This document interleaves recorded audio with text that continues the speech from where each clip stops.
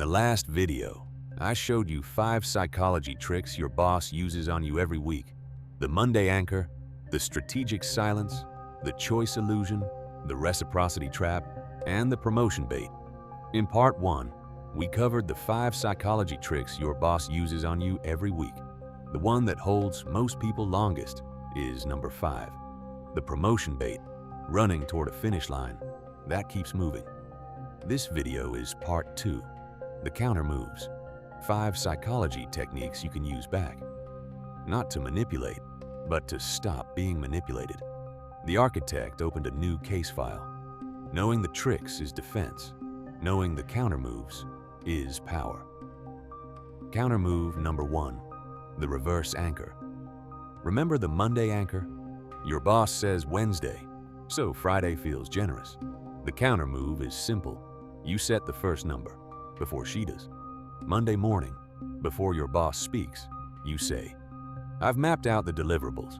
I can have a complete draft by next Wednesday, or a working summary with the key metrics by Thursday. Which one is more useful for your planning?" You just set the anchor. Now she is negotiating inside your frame, not hers. The first number in the room controls the conversation. In negotiation research, this is called first mover advantage. The person who sets the range wins 85% of the time. But here's the important part. You are not being aggressive. You are being helpful. You offered 2 options. You showed initiative. Your boss sees someone who plans ahead, not someone who pushes back. The architect tapped the table.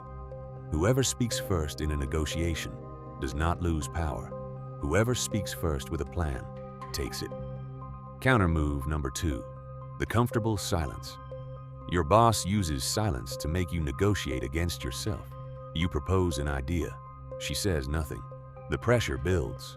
You start backtracking before she even responds.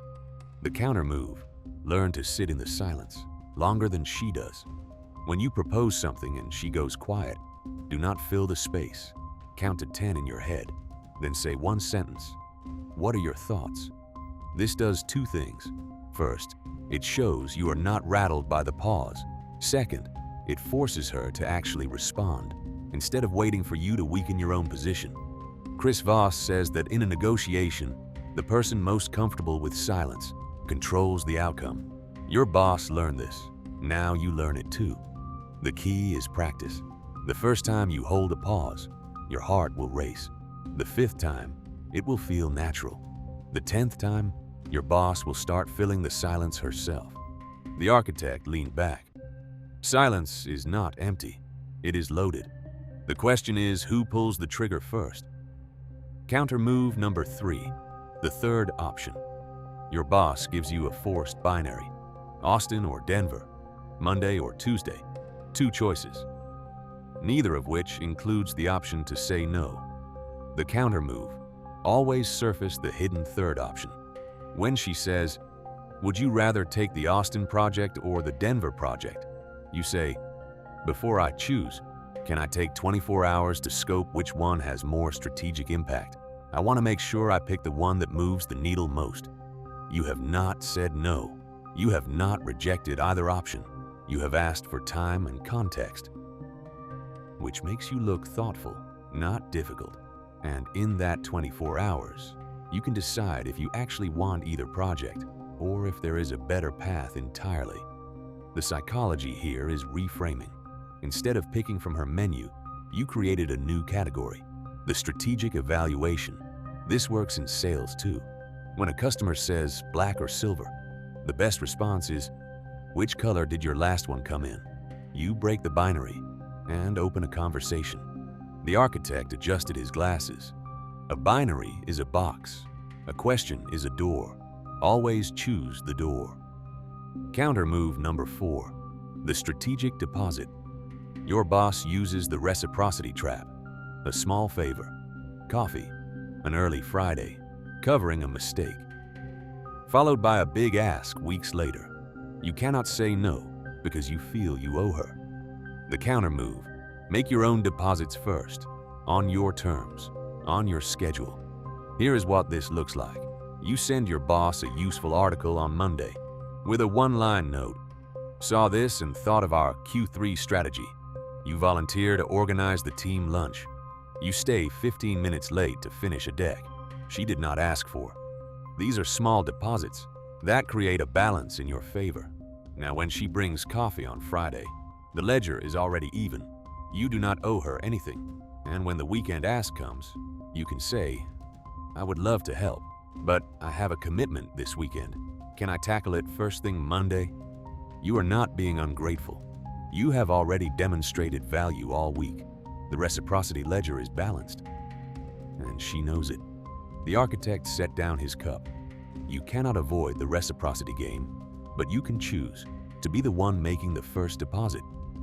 Counter move number 5, the specificity test. Your boss says, keep performing like this, and a promotion could be coming. Could. That one word keeps you running on the treadmill for months. The counter move. Force specifics immediately. When your boss says, could, you say, that is great to hear. Can we make it concrete? What specific metrics would I need to hit? By what date? For which role? If she gives you clear answers. 3 targets, a timeline, a title. Then it is real.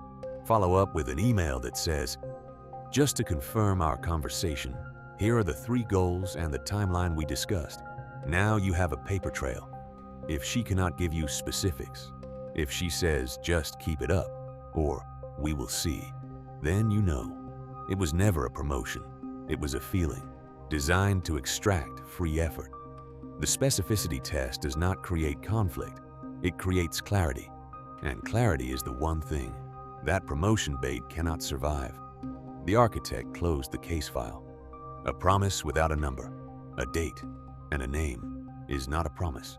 It is a leash. 5 counter moves, 1 for each trick. The reverse anchor. Set the first number before your boss does. The comfortable silence.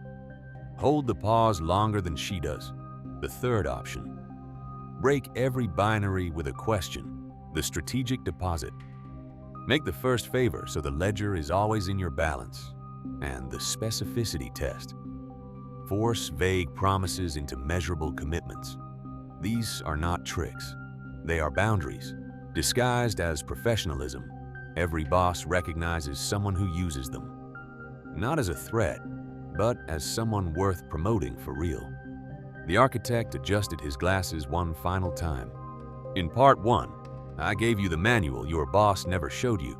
In this video, I gave you the pen to rewrite it. He paused. Which counter move are you going to use first? Drop the number in the comments, 1 through 5. The full playbook lives on Raw Leverage. Follow the channel, or keep playing a game where someone else writes the rules.